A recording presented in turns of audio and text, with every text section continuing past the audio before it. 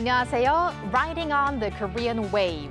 Welcome to Wednesday's edition of the Culture Wave. I'm Kwon-Soo-ah in Seoul. Explore with us Korea's culture from all aspects, from K-entertainment to K-food and K-webtoons. And before you know, you'll be booking your flight to Korea. Now for today's show, we're joined by our co-host Walter Lee. Hello, Walter. Hello, Soa, and hello to everyone at home watching. Stick around for K-Enter, where I will have some of the latest K-entertainment news just for you. And we're also joined by our Arirang news features reporter An Sung-jin. Welcome. Happy Hump Day. Great to be back, guys. Hello to all of our viewers. My name is An Sung-jin, and I'm a news features reporter here at Arirang News. So, Sung-jin, we're going to look into a sector today that may not be as popular as K-pop and K-drama abroad, but one that is continuously growing. And also on my way to work today, I saw lots of people in the subway scrolling through these. We're talking about webtoons. Webtoons today. Webtoons are great for killing time on our way to work. But before I start, I want to ask you guys, have you heard of Kangpul's The Light Shop or Kimpung The History of Fools? Those are some of the big names in the webtoon market, right? Yeah, it's hard not to hear about them, especially like my wife does watch a lot of webtoons or reads them, so it's hard not to hear about them. Right, so as you guys mentioned, these are some notable webtoon artists and their works. And today I especially want to focus and talk about the webtoon industry and how this is actually looking to foster its talents. 25-year-old Chun Sung-yeon aspires to be a famous webtoon artist, not just in Korea, but around the world. Not only did I start drawing webtoons because I like them, but, and this may be deep, I like how I can express philosophical or deep storylines. It's not just fun comics like the old days, but it can be something more meaningful than that. He's taking a leave of absence from his other studies to devote himself to webtoons, and he's not the only one. In 2024, compared to the year before, registered students increased by 25%. One thing we emphasize is real experience. We have signed MOUs with various webtoon studios, so students could immediately gain hands-on experience as well. The hardest step for emerging artists is probably making their debut on a major webtoon platform. But luckily, there are talent spotters like Flory who search out stories that connect with readers. My job entails everything related to these webtoon creators, from finding and contacting them to producing and marketing their content. And it is important that we continue to work on discovering and showcasing new artists.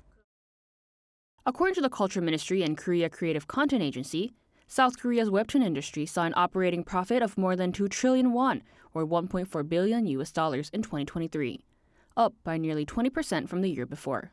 South Korea's webtoon industry continues to see a steady influx of learners. Who knows, maybe this time next year, students like Chun Sung-yeon will be making his debut on a webtoon platform. Sung-jin, I was actually very interested in your report because I happen to have covered webtoons as a reporter at Arirang 10 years ago. So it's really fulfilling to see this growth happening. So Walter, are you actually into webtoons? I mean, are you contributing to this growth? I did quite a long time ago before I had my daughter, but I know my wife is still very much into them. But I'm also into the adaptations, how they move into movies eventually. So now these days I prefer to watch the movies, but I know that it's still an area that keeps getting bigger and bigger by the day. Right. I was really into 신과 함께, along with the Gods, which is also a webtoon that was turned into a movie. So I have to agree with Walter on that. But Sung-jin, can you recommend some other pieces which are really in these days? Because you visited lots of places related to the webtoon industry, as we saw. Right, so I'm a little bit on the similar lines with Walter. To be honest, I'm not a great webtoon fan, so I don't read them as often. So I had to do some research and ask my friends to actually get the recommendations. But this time I would like to share a bit more about Kangpul's pieces. So other than The Light Shop, which I've already mentioned, another well-known webtoon is Moving, as well as Pure Love Comics or Apartment. I did watch the recent drama adaptation, as Walter just mentioned, of The Light Shop, though this is exactly about those who are in between life and the afterlife. And for a lot of those in their 30s and 40s, he seems to be really popular. And when I talk to industry experts, it seems like some of the major features that guided the success of webtoons are vertical scrolling and background music, as well as 3D backgrounds. Now, you actually mentioned that it's a growing industry, and Soa and I did look at her report 10 years ago. And it was interesting to see that it was growing from when she reported it, and it was very much on the uprise, and it coincided with your chart as well. Surely the government must be providing some sort of support to further develop this industry. Right, so the government invests in this industry every year. That includes games, animations, webtoons, and others. This year it will invest around 3% or a little bit more than 3% compared to last year in the sector.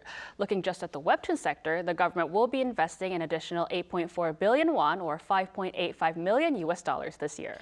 But Sung-Jin, we hear despite the continuous growth, a recurring problem is still there here in the webtoon industry. Right, exactly. As I mentioned during my report briefly, webtoons are a part of the intellectual property realm, which is why this very inherent problem comes to the surface, the fact that it can be easily stolen. And what I mean by this is regardless of the copyright that each of these webtoons hold, they have been distributed illegally to different countries, which obviously harms the original creator. Another issue similar to this is the fact that despite the growing industry itself, individual creators still have their own difficulties. Because most webtoons are released once a week, there is so much to work on. Though finding ways to improve artists' pay would be best, with a limited amount of time. These webtoon artists have been seeking other ways to make their working environment sustainable, like simplifying background details. Ultimately, to make this webtoon sector more sustainable, there needs to be more policies to help these individual artists. It's great to know that all aspects of the webtoon industry, and it's very helpful for us to know for the future as well. And also knowing about the hidden, aspect of the webtoon industry that you introduced to us today, Sung-Jin. So thank you very much for your coverage today. It was a pleasure sharing it with you guys.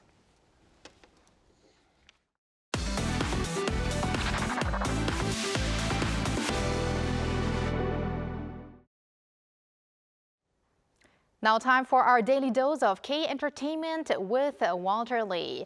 Walter, today we just talked about webtoons, which is also part of content, and we're going to continue with lots of contents today, and we're going to start with K-movies, right? That's correct. So it's plenty of news and film festivals and press conferences today in our news. So let's start with Sang-Soo. Now, he's a director, a very famous director here in Korea. So he's got a new film out called What Does That Nature Say to You? Now, this has been invited to the 75th Berlin Film Festival, which is a big festival. It will take place in the Germany's capital next month. Now, the Berlin Film Festival's executive committee announced 19 films invited to the competition.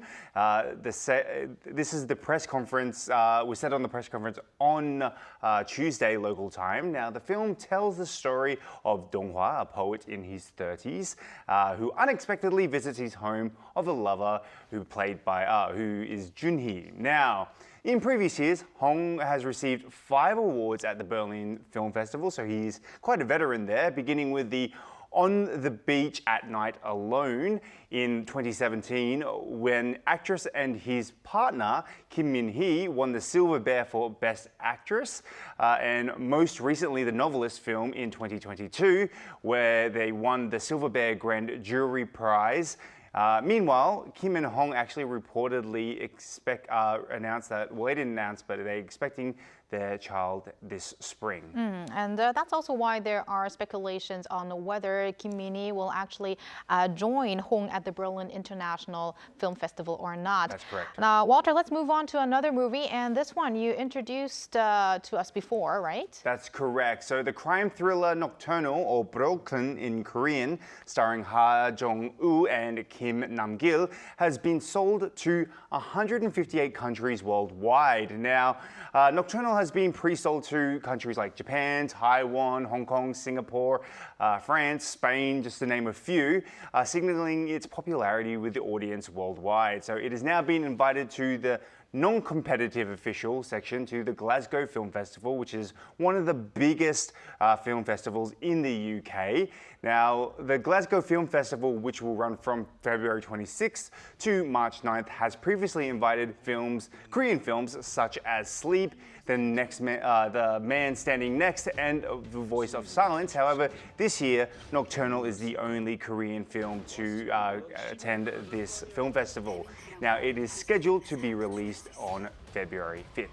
So it's really great to see these Korean movies doing well abroad. Now, from the big screens now to the smaller screens, what's our final story? Yes, we did actually talk about this recently, and the production press conference for the Netflix series The Trauma Code: Heroes on Call was held. Was held on Tuesday and was attended by director Lee Dong-yoon and the cast members of Ju Ji-hoon, Chu Young-woo, and Ha-young. Now, Chu, who plays the protagonist Baek Kang-hyuk, an expert trauma doctor who now takes on the challenge of reviving a, let's call them, dysfunctional trauma team, now has to learn how to put them back together. Now, when talking about working on the drama, Ju said that I worked hard to ensure that the fantasy-like story didn't feel like overly unrealistic, adding, quote, during preparation,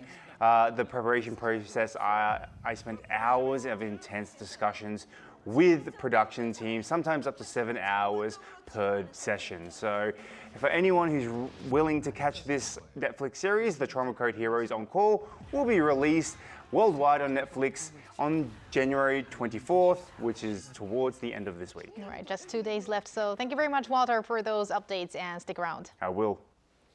And now we move on to our AI anchor, Ari, for more culture news. Welcome to the Culture Wave AI News. Here's our first story of the day.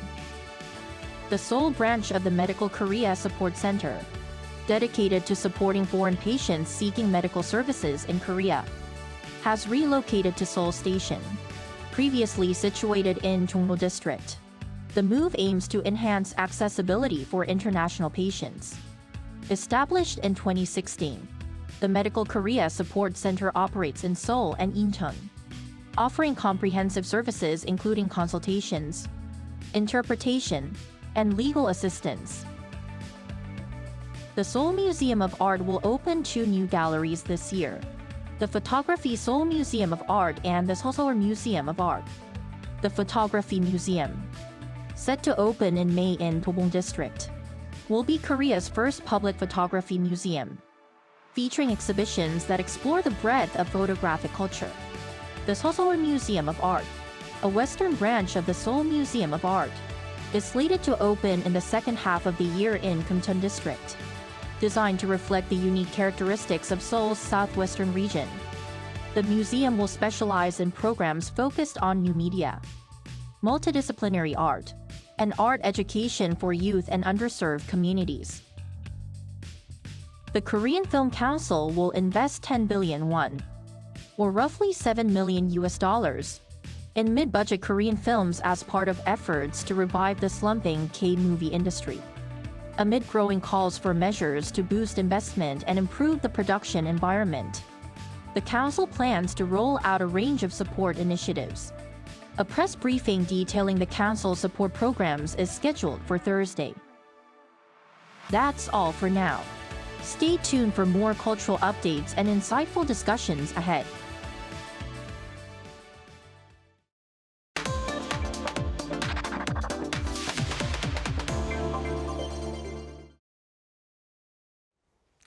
Once a week, we connect live to a correspondent overseas who fills us in on K-culture news in their country or the country they're living in. Now today we will find out about the latest in the K-food craze in Australia.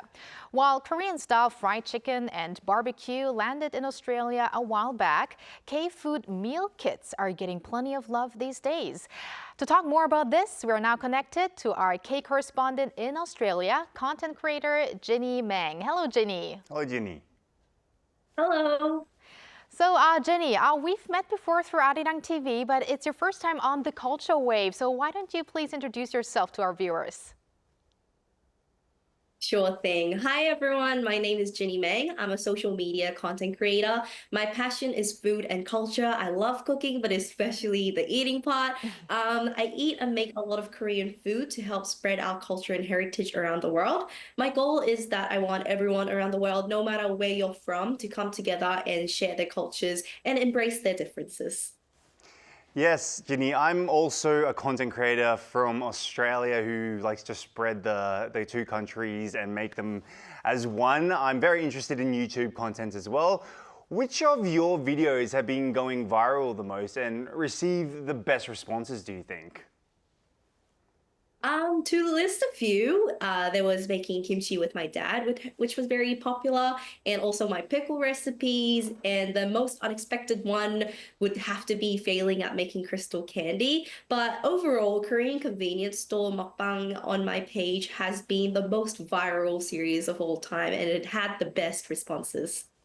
And those are also the videos that I couldn't help but check out, Jenny. Now, how popular is the Korean wave in Australia right now? We would like to know. I mean, I heard that K-Contents, including Squid Game Season 2, have been a big hit recently. Mm-hmm. For Squid Games 2 marketing, I've never seen anything like it. I saw a video that was posted by Netflix Australia, and there was more than 100 pink cards on a ferry around the Sydney harbour. That was a scale I've never seen anyone else do. So when I saw that, I realized the impact Squid Games and K-drama had in the world. And I was actually invited into Squid Games 2, the world premiere, which I was very honored to. It was a huge moment for me as a Korean Australian living in Australia to be invited back to Korea. And I connected with so many different content creators and influencers around the world, and especially in Korea as well. So that was Jenny? It looks like we might have a slight technical glitch right Sorry. now. Oh, I think we can hear her right now, Jenny. So let's continue with the Squid Game, the event that they were at. I connected with so many other influencers all around the world, and especially Korean influencers as well. So that was such a fun and amazing time. That sounds interesting. Now, Jenny, let's now talk about K-food. So there's this certain dish that's probably going to be on many plates here in Korea during Lunar New Year's holiday, which is japchae. And that's, of course, Korean stir-fried glass noodles, which are said to be quite receiving popularity in Australia. Is that right? Yes, I think it's getting more and more popular recently, especially nowadays people want to eat healthier, and most traditional Korean foods is accepted as well-being food. I think I had a bit of a culture shock when I saw people treat this meal like a whole meal. So seeing people eat japchae like pasta or other noodles, I was a bit shocked, but it was so amazing to see new foods that are getting more loved and received in Australia. Mm-hmm. Yes, so when you compare japchae to other Asian noodles such as countries like Japan and China, what are the appealing factors of Korean noodles to foreigners, do you think? What makes it so special? Well, I think it's a bit difficult to compare Japanese and Chinese noodles to Korea, and I don't think it's suitable to compare because those noodles like or ramen or dandanmyeon, they've been already and found its place in Australia. People already about these, but I think it's because most recently, with the K wave and the Hallyu wave, people are more seeing more foods and cultures about Korea. So I think it's becoming popularized recently because they would see their favorite Korean artist eat japchae, or in K-drama they would see it. So I think it's becoming more appealing to the foreigners. But overall, I think all those noodles have their own specialties and it's beauty. I have to agree to that. Yes, I definitely agree to that. And as a Korean Aussie myself, I noticed Korean food items in Australia years ago. It's been a while since I've been, well, actually I went to Australia not too long ago, but it seems like nowadays there are so many different types of K meal kits available at local grocery stores like Hanaro Marts. Which ones are particularly popular these days that you're seeing? I definitely see hot dogs, which are corn dogs, but in Korea we call corn dogs hot dogs, and hot dogs the same thing, but also a lot of tteokbokki, bibimbap, bulgogi.